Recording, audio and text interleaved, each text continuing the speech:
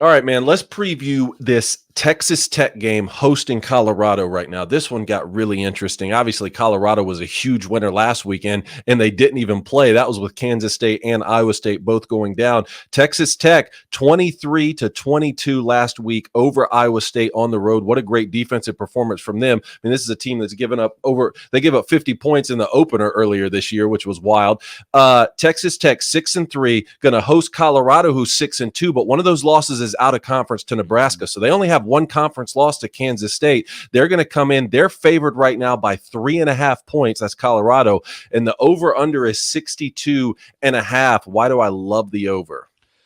Yeah, I think it'd be hard not to take the over. It's probably the best bet on the board. I was really happy for Joey McGuire in that win they got last week. Not that I dislike Iowa State or anything, but you could see the emotion in his voice, how bad they needed that after the way the game ended the week before, and really how much those guys gravitate to Joey McGuire, who's a hell of a guy as well, a guy we've had on this show. But I don't know what Texas Tech I'm going to get. Mm-hmm. Like, I know who Colorado is.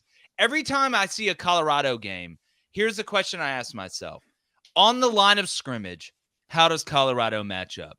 Because if it's even close, I think Colorado has a good chance to win. And when I look at Texas Tech, I think Colorado's better than they are in some spots on the line of scrimmage. So if Colorado can just be even with you up front, they're going to be better than you everywhere else. I mean, you look at Shadur, you look at Travis. I can go down the list. So, guys, I like Colorado in this game. I think they're feeling themselves. I look at Texas Tech. Not that Texas Tech couldn't win it, right? I'm not saying that. It's basically a pick 'em. But if I'm going to take Colorado, I'm going to take them because I think it's more even on the line of scrimmage, and that automatically gives them the built-in advantage with the skill position they have. Now, Tyler Shuck and some of the guys that Texas Tech have, they could run the checkup on Colorado's defense. But at the end of the day, if it comes down into a 7-on-7 contest, I like Colorado. I think Colorado sees a path they didn't think they were going to be in position for earlier in the year, and they've done nothing but get more confident on the line of scrimmage.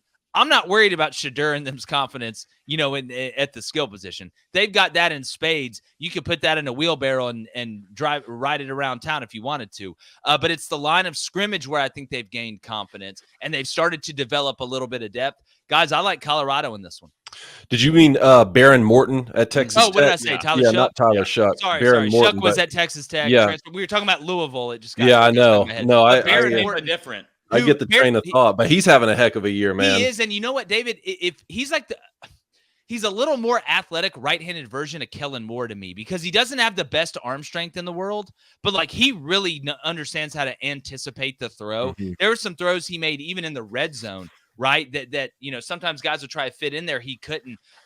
Baron Morton, not Tyler Shuck, kind of had the reverse roles there. That's no, I get it. Blaine, here's the thing. This is what I was saying about Colorado a year ago. They perform better as the hunters rather than the hunted. Well, now they're 6-2. They're favored in a lot of these football games moving forward because of the way they've been playing. They're ranked these last couple of weeks. Now they're going to go play a Texas Tech team coming off of a great win, a great defensive performance. Is this one of those situations where, hey, we see a Colorado team that doesn't play as well because they're getting hunted by Texas Tech? Yeah, or is this a different transition of a Colorado team that's like, no, we can actually play well when we're favorited now? I think Colorado can get into the situation where they get a little comfortable.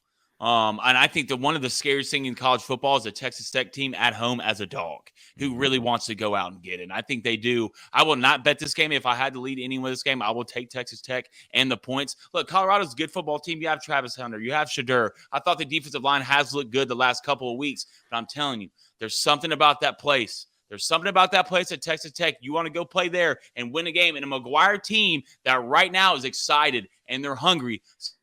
I think Colorado can get in that situation, a dangerous situation, to where comfortability starts creeping in a little bit. Yeah, look, I like the over more than I like one of the sides here, but if I had to pick it, I would go with this Colorado team right now, just because every time they find themselves in one of these close games, they usually tend to win it. I know that Kansas State was kind of a heartbreaking loss, but they almost won that one with minus 29 yards rushing. You guys explain to me how that's possible. Yeah. I'll be all ears. The same way that Georgia scores more points when Carson Beck throws picks than when he doesn't. I had to tell a group of guys that statistic today after you brought it up yesterday, because I still can't get over that. Hello there, viewer. Thanks for your time. Please hit that subscribe button. We'd really, really appreciate it. You guys are the best.